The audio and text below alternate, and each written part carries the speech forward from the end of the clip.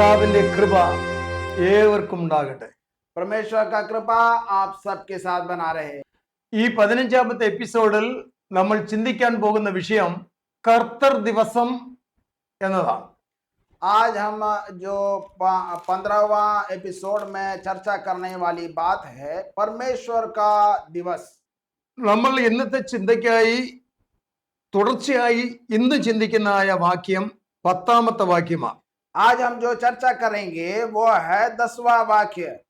കർത്തർ ദിവസത്തിൽ ഞാൻ ആത്മവിവശനായി. प्रभु के दिन आत्मा में आ गया. ചിലർ ഈ വിഷയം പഠിപ്പിക്കുമ്പോൾ ഈ ഭാഗം അങ്ങ് വിട്ടുകളയുക. और जब कुछ जन जो प्रकाशित वाक्य को पढ़ाते हैं तो ये भाग छोड़ देते हैं. കർത്തർ ദിവസം എന്നത് വേദപുസ്തകത്തിൽ ഒറ്റ പ്രാവശ്യമേ പറഞ്ഞിട്ടുള്ളൂ. और प्रभु का दिन ऐसा करके वचन में एक ही बार कहा गया है. മനുഷ്യന്റെ പഠിപ്പിക്കലിലും പ്രഭാഷണങ്ങളിലും വ്യത്യസ്തമായ വാക്കുകളുടെ ഉപയോഗം കാണുന്നുണ്ട്. और हम जानते हैं कि अनेक पास्टर लोग जो और वचन जो पढ़ाते हैं अलग अलग तरीके से शब्दों का उपयोग करते हैं. കർത്താവ് എന്ന് അനേക പ്രാവശ്യം ബൈബിളിൽ പറഞ്ഞിട്ടുണ്ട്. प्रभु करके अनेक बार वचन में कहा गया है. ആഴ്ചവട്ടത്തിന്റെ ഒന്നാം നാളാണ് കർത്തൃ ദിവസം എന്ന് ബൈബിളിൽ പറഞ്ഞിട്ടില്ല. और हफ्ते का पहला दिन प्रभु का दिन है ऐसा करके वचन में नहीं लिखा है. ആകപ്പാടെ ഞായറാഴ്ചയാണ് കർത്തൃനാൾ എന്നത് പൊതുവെ മനുഷ്യൻ പറയപ്പെടുന്നു. लेकिन लोग कहते हैं कि जो रविवार है वो प्रभु का दिन होता है. ഈ കർത്തൃ ദിവസം എന്ന് പറയുന്നത് ഒറ്റ ദിവസത്തെ കുറിച്ചല്ല. अब प्रभु का दिन उसको एक दिन में हम कर नहीं सकते हैं. കർത്താവിന്റെ നാൾ, प्रभु के दिन, യഹോവയുടെ നാൾ, यहोवा का दिन എന്നീ പദങ്ങൾ നമ്മൾ ധാരാളം കാണുന്നുണ്ട്. और ऐसा बात को हम बहुत बार सुन चुके हैं. നൂറ്റാണ്ടുകളുടെ കാലദൈർഘ്യമുള്ളതാണ് ഈ വാക്കുകളുടെ അർത്ഥം. और दशकों साल तक लोग इस तरह से वाक्य का उपयोग करते हैं. ഇപ്പോഴും നമുക്ക് ദർശനവും വെളിപ്പാടും ഉണ്ടാകാറുണ്ട്. और आज भी लोग इस वाक्य का उपयोग करते हैं. ചിലപ്പോൾ ദൈവിക ആലോചന ദൈർഘ്യമായിട്ടുള്ളതാണെങ്കിലും നിമിഷങ്ങൾ കൊണ്ട് മിന്നിമറയുന്നതായിരിക്കും. लेकिन कुछ बात है प्रभु का इस तरह से है जो बहुत ही जल्द समझ में आ जाता है. പെട്ടെന്ന് കണ്ടു മറയുന്നതാണെങ്കിലും ആ വിഷയത്തിന്റെ ഗൗരവം ദീർഘമായി നമുക്ക് ചിന്തിക്കുവാൻ കഴിയും. और छोटा सा एक बात को भी बहुत बड़ा उसका समझने के लिए हमें समय लग सकता है. ഇവിടെ യോഹന്നാൻ പ്രവാചകനും അപ്പോസ്തലനുമാണ്. और यूहन्ना जो है प्रवाचक भी है और एक अपोस्तल भी है. ഒറ്റ ദിവസം കൊണ്ട് വെളിപ്പെട്ട വെളിപ്പാടല്ല ഇവിടെ രേഖപ്പെടുത്തിയിരിക്കുന്നത്. यहाँ पे एक ही दिन में उनको जो प्रकाशन मिला वो बात नहीं उन्होंने लिखा है. കർത്താവിന്റെ നാൾ, യഹോവയുടെ നാൾ എന്നൊക്കെ പറയുന്നതിന് നൂറ്റാണ്ടുകളുടെ കാലദൈർഘ്യമാണ് ഉള്ളത്.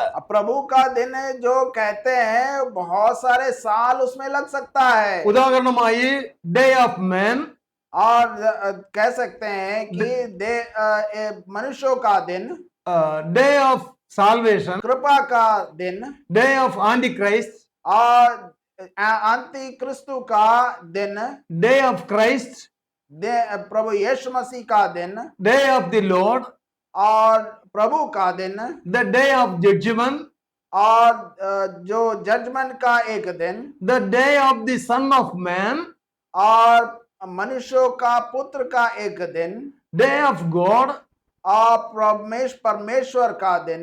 ഇതൊക്കെ ഇറ്റേണിറ്റി എന്ന വാക്കുകളുടെ അർത്ഥത്തോട് ബന്ധപ്പെട്ടതാണ്. ये सारे वाक्य जो हैं अनंत काल से मेल खाता है. ഒരു നൂറ്റാണ്ടോ ഒരു സഹസ്രമോ അതിൽ കൂടുതലോ ദൈർഘ്യമുള്ള തന്നെയാണ് ഒരു നാൾ എന്ന് പറഞ്ഞിരിക്കുന്നത്. और एक साल या 1000 साल भी लग सकता है ये एक दिन. ഇവിടെ യോഹന്നാൻ പത്മോസ് ദ്വീപിലായിരിക്കുകയാണ്. यूहन्ना पद्मोस के द्वीप में था. അപ്പോൾ കർത്തർ ദിവസത്തിൽ ആത്മവിവശനായി. और वहां कहते हैं कि प्रभु के दिन में आत्मा में हो गया. തന്റെ ബലഹീനമായ ശരീരത്തിൽ ദൈവിക പവർ വന്നപ്പോൾ താൻ മരിച്ചവനെ പോലെ നിലത്തേക്ക് വീണു. उनका वो जो शरीर बिल्कुल कमजोर था, लेकिन परमेश्वर का आत्मा उनके शरीर में उतर आ गया। ഒരു സെക്കൻഡോ ഒരു നിമിഷമോ കൊണ്ട് അവിടെ വെളിപ്പെട്ടതായ വെളിപ്പാടല്ല ബൈബിളിൽ രേഖപ്പെടുത്തിയിരിക്കുന്നത്. वहां पे एक घंटा या एक सेकंड में आया हुआ वो बात नहीं यहाँ पे लिखा गया അവിടെ है। എഫെസോസ് തുടങ്ങി പല പല പല വിഷയം വരുമ്പോൾ നീ എഴുതുക എഴുതുക എഴുതുക എന്ന് ആവർത്തിച്ച് ആവർത്തിച്ച് പറയുന്നു. और वहां पे एफिसोस और उसके साथ में जो कलीसिया है उसके बारे में बार बार प्रभु यीशु मसीह लिखने के लिए कहते हैं। അത് 7 വർഷം നീണ്ടു നിൽക്കുന്ന മഹാപീഡനം എന്ന സംഭവ പരമ്പരകളെ കുറിച്ചും വിശദീകരിച്ച് പറയുന്നുണ്ട്. और वहां पे 7 साल तक रहने वाला पीड़ाजनक एक समय होगा, उसके बारे में बार बार प्रभु यीशु मसीह यूहन्ना को कहते हैं। ഒടുവിലായി കർത്താവ് യേശുക്രിസ്തുവിന്റെ മഹത്വ പ്രത്യക്ഷത 19-ാം അധ്യായത്തിൽ ഗംഭീരമായി വെളിപ്പെടുത്തിയിട്ടുണ്ട്. और प्रभु यीशु मसीह का दोबारा आगमन 19वां अध्याय में बहुत बड़ी रूप से बताया गया है। വെളിപ്പാട് പുസ്തകം 20-ാം അധ്യായത്തിൽ യേശുക്രിസ്തു രാജവാഴ്ചയുടെ മനോഹരത്തോടെ വെളിപ്പെടുത്തിയേ. और प्रभु यीशु मसीह 20वां अध्याय में किस तरह से बहुत मनोहर रूप से वो इस धरती पे आते हैं उसके बारे में लिखा गया है। 20-ാം അധ്യായത്തിൽ രാജവാഴ്ച മാത്രമല്ല, 20वां अध्याय में राजा बन के प्रभु आते हैं उसके बारे में ही नहीं लिखा है। സകല ദുഷ്ടന്മാരെയും പിശാചുക്കളെയും ന്യായം വിധിക്കുന്ന ഭയങ്കരമായ അന്ത്യന്യായവിധിയെ കുറിച്ച് വെളിപ്പെടുത്തിയിട്ടുണ്ട്. और 20वां अध्याय में हर दुष्ट जनों को और पिशाच को एक साथ बंदी बनाने के बारे में भी बताया गया है। പൈശാചികമായ തലവന്മാരെ ബന്ധിച്ച് പാതാളത്തിലേക്ക് ഇടുന്നതും അവിടെ വെളിപ്പെടുത്തിയിട്ടുണ്ട്. शैतान के साथ काम करने वाले लोगों को अंधकार में धकेल देंगे, उसके बारे में भी लिखा गया है। 20-ാം അധ്യായത്തിൽ പുതിയ ഭൂമിയെ കുറിച്ചും പുതിയ ആകാശത്തെ കുറിച്ചുമുള്ള വെളിപ്പാടുണ്ട്. 20वां अध्याय में नया धरती और नया स्वर्ग के बारे में बताया गया है। അവിടെ ദൈവത്തിന്റെ ഭവനമാകുന്ന പുതിയ മന്ദിരം അവിടെ ഇറങ്ങി വരികയാണ്. और परमेश्वर का एक नया भवन उस जगह पे उतर आएगा। അവിടെ ദൈവത്തിന്റെ കുഞ്ഞാടി സിംഹാസനം 22-ാം അധ്യായത്തിൽ കാണുന്നു. और वहां पे देखते हैं परमेश्वर का और मेमने का सिंहासन वहां पे उतर आता है। അവിടെ ജീവജല നദിയെ കുറിച്ച് പറഞ്ഞിട്ടുണ്ട്. और जीवन का नदी के बारे में बताया गया है। ഇരുക്കരയും ജീവവൃക്ഷങ്ങളെ കുറിച്ച് പറഞ്ഞിട്ടുണ്ട്. और वो नदी के दोनों किनारे में जीवन देने वाला वृक्ष भी खड़ा है। ഇങ്ങനെ നിത്യതയെ കുറിച്ചുള്ള വലിയ വെളിപ്പാടുകളാണ് അവിടെ പറഞ്ഞിരിക്കുന്നത്. और वहां पे अनंत काल तक रहने वाले बहुत सारी बातों को कहा गया है। ഇത് യോഹന്നാൻ ഒരു സമയം കാണുന്ന ദർശനമല്ല.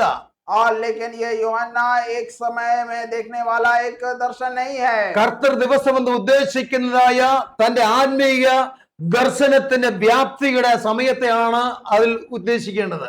और एक दिन जो वहां पे कहा गया है वो यूहन्ना कितने बहुत सारे दिन प्रभु में होकर आत्मा में होकर रहने वाली बात को वहां पे एक दिन कहा गया है। നൂറ്റാണ്ടുകളുടെയും സഹസ്രാബ്ദങ്ങളുടെയും വെളിപ്പാടുകൾ ഇതിനകത്തുണ്ട്. और एक दिन में 1000 साल में जो होने वाली बातों को यूहन्ना को प्रभु यीशु मसीह ने दर्शन दिया। ഒരിക്കലും സമയം പറയുവാൻ കഴിയാത്ത നിത്യതയുടെ ദൈർഘ്യമായ വെളിപ്പാടുകൾ ഇതിനകത്തുണ്ട്. और उसके एक दिन में अनंत काल तक होने वाली बातों को भी प्रभु यीशु मसीह ने यूहन्ना को ഇത് बताया। മുഴുവനും കർത്താവ് യോഹന്നാനെ കാണിച്ചു. और ये सब कुछ प्रभु ने यूहन्ना को दिखाया। യോഹന്നാനെ നീ കാണുന്ന ഒരു പുസ്തകത്തിൽ എഴുതുക എന്ന് പറഞ്ഞു. और यूहन्ना ये सब तुम जो देख रहे हो ये सब किताब में लिखो। താൻ പത്മോസ് ദ്വീപിൽ നിന്നും തന്റെ പ്രവർത്തന മേഖലയായ എഫെസോസിലേക്ക് തിരിച്ചു വന്നതിന് ശേഷം അവിടെ വെച്ചാണ് വെളിപ്പാട് പുസ്തകം എഴുതുന്നത്.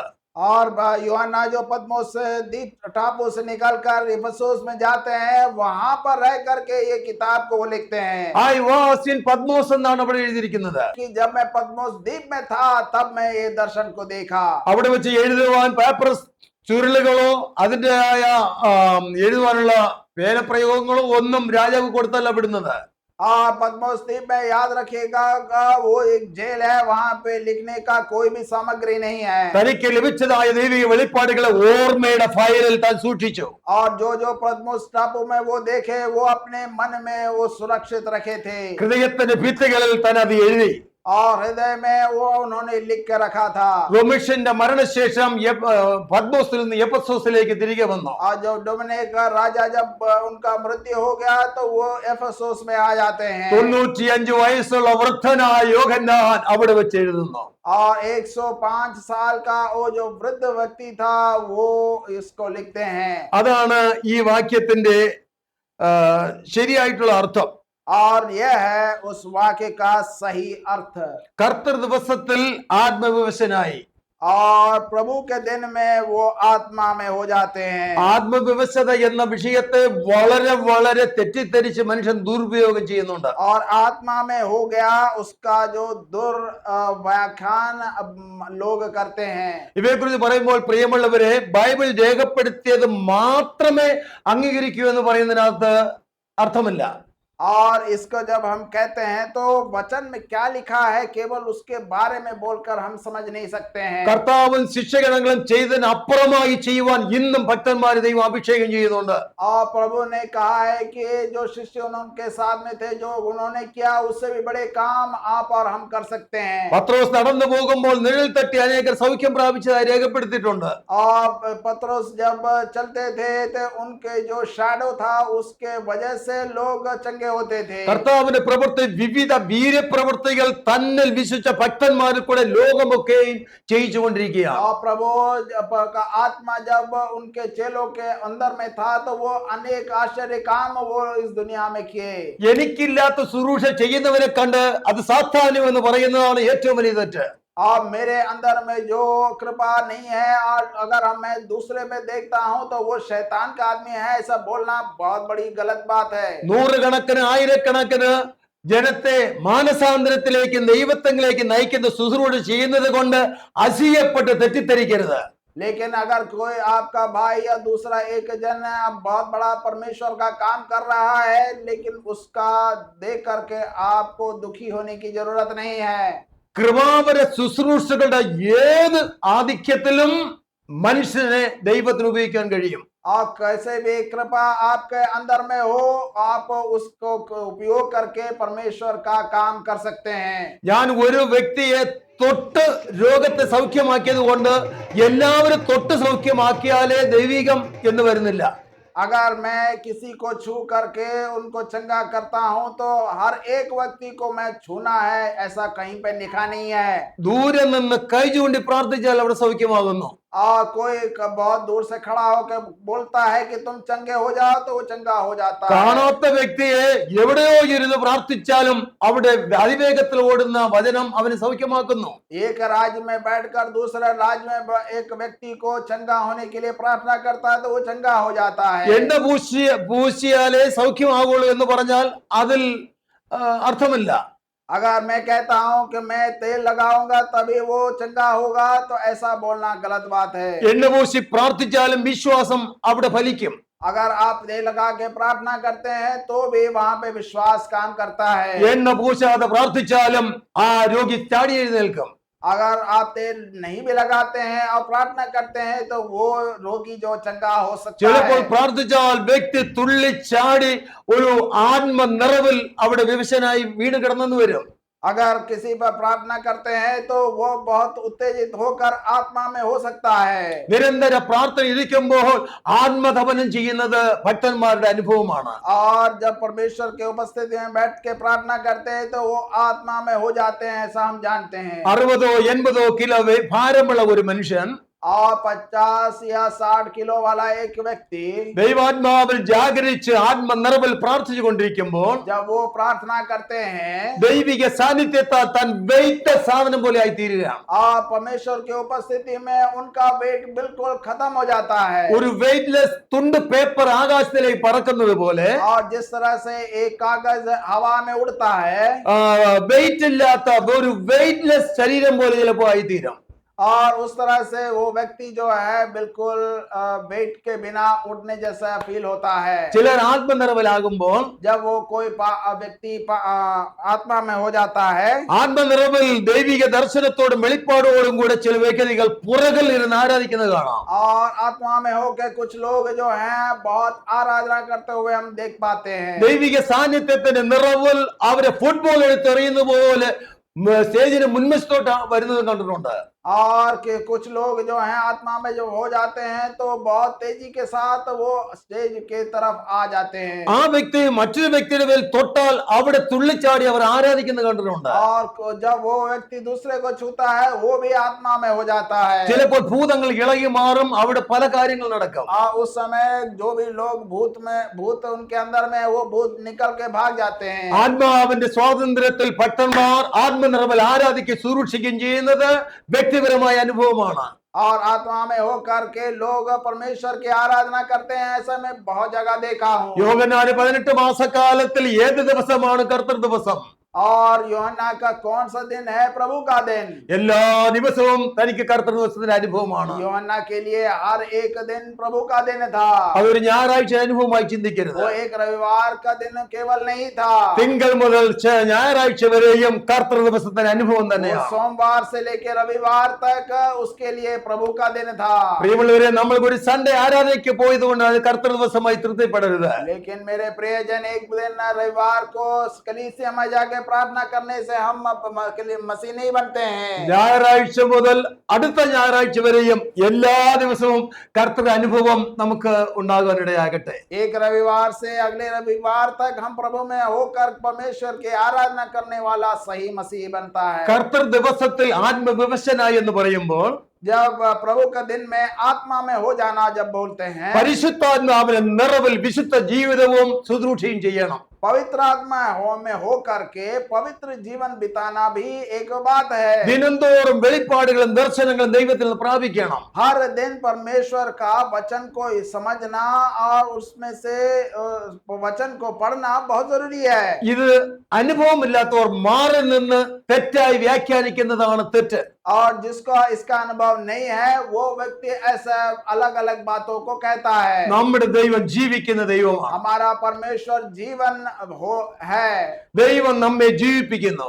और परमेश्वर हमें जीवन देता है ദൈവം നമ്മെ കരം പിടിച്ച് നടത്തുന്നു. और परमेश्वर हर दिन हमें हाथ पकड़ के चलाता है മകനെ മകളെ, ഇതാണ് നിന്റെ വഴി, ഇതിൽ നടന്നുകൊള്ളുക എന്ന് പറയുന്നു. मेरा बेटा मेरी बेटे ये मैं बताता हूँ ये रास्ता है उसमें तुम चलो എന്നെ വിളിച്ചപേക്ഷിക്കുക, ഞാൻ നിനക്ക് ഉത്തരമരുളും.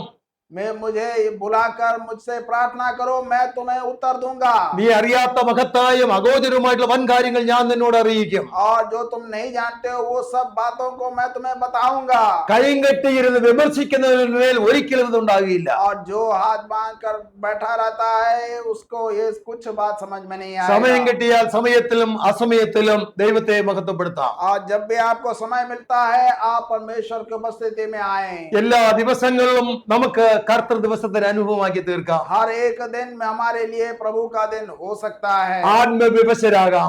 आत्मा में हम हो सकते हैं ആത്മവിവശത എന്ന പരിശുദ്ധാത്മാവിന്റെ പ്രവർത്തനത്തിൽ ദൈവത്തിന്റെ മഹത്വം വെളിപ്പെട്ടുകൊണ്ടേയിരിക്കും. जब हम आत्मा में हो जाते हैं परमेश्वर का काम हमारे जीवन में हमारे हृदय में हमारे मन में होता रहता നമുക്ക് है ഏവർക്കും ഇത് അനുഭവമായി തീരട്ടെ. आप सबको ऐसा एक अनुभव हो ऐसा मैं प्रार्थना करता ദൈവം हूँ ഏവരെ അനുഗ്രഹിക്കുമാറാകട്ടെ. परमेश्वर आप सबको आशीष दे।